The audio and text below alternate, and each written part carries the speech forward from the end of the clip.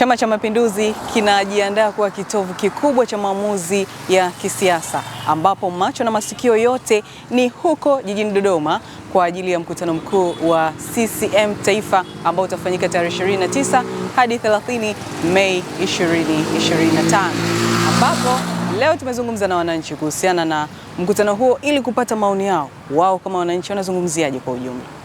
Dira ya mkutano ule na ilani ile ni dhahiri kwamba ilani ya 2020-2025 imetekelezwa vizuri na mtangulizi marehemu Magufuli, na Mama Samia Suluhu Hassan kaja kutekeleza mradi ile yote ya mikakati na ya kimaendeleo ambayo yote imeenda sawa na tunaona imemalizika, na ambayo bado ni michache sana, na kuelekea mwezi wa 10 tunaamini mikakati yote na utekelezaji wote wa ilani 2025 itakuwa imekwisha. Kwa tarehe 29-30 kwenda kupokea utekelezaji mpya wa ilani, ni dira mpya kuona pale ambapo tumeishia tunaweza kuendelea 2025-2030.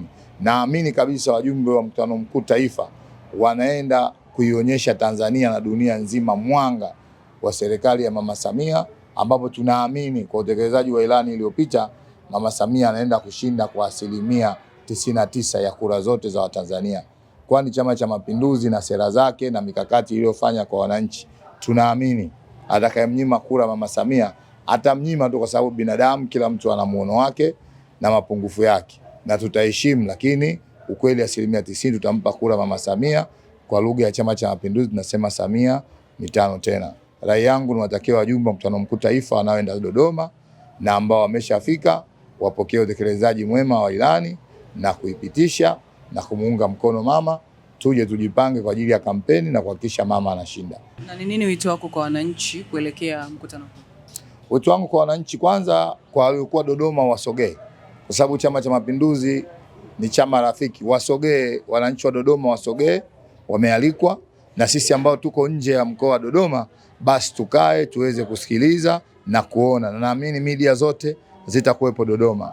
Wito wangu kwa wananchi, wasikilize kwa makini utekelezaji wa ilani, kwani kile ambacho kinaenda kupitishwa tarehe 29 na 30 ndicho Mama Samia atakachokuja kukifanya. Ni vema kujua serikali inayokuja ina mikakati gani na ina malengo gani.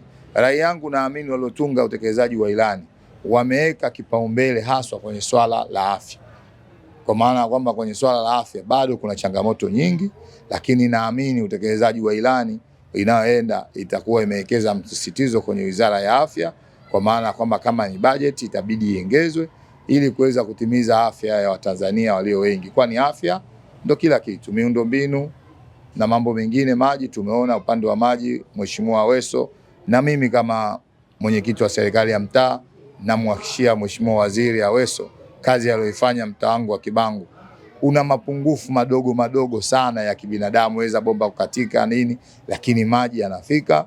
Miundombinu manispaa wanajitahidi, TARURA wanajitahidi.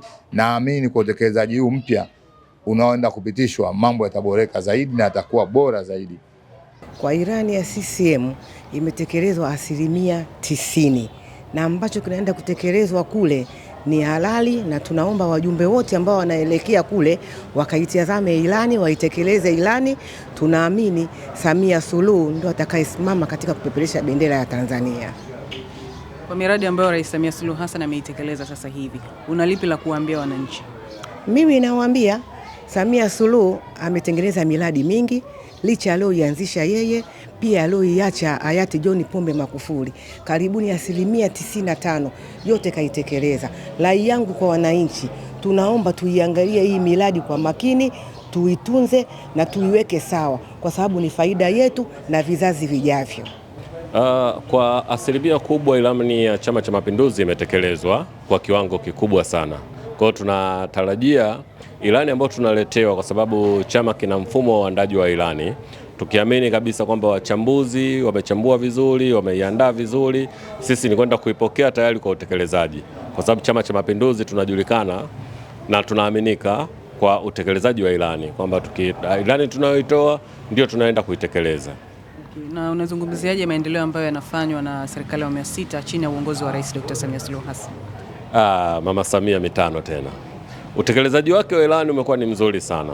kwa sababu ukiangalia mipango ambayo imekuwa ikifanyika imekwenda vizuri.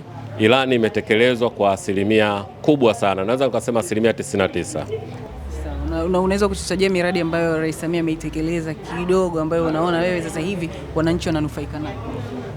Tukizungumzia daraja la Busisi, tukizungumzia SGR, daraja la Tanzanite, ni miradi ambayo ilikuwa ikisumbua kwa muda mrefu, lakini utekelezaji wake unaenda kuibua chachu nyingine, kwa maana mtu kama alikuwa anatumia gharama kubwa kwenye usafiri, sasa zile gharama zinakuwa zinapungua.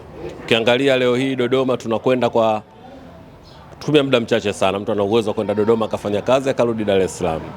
Ni jitihada zake pia kuweza kukamilisha. Ukiangalia miradi ya Julius Nyerere hydropower iko vizuri.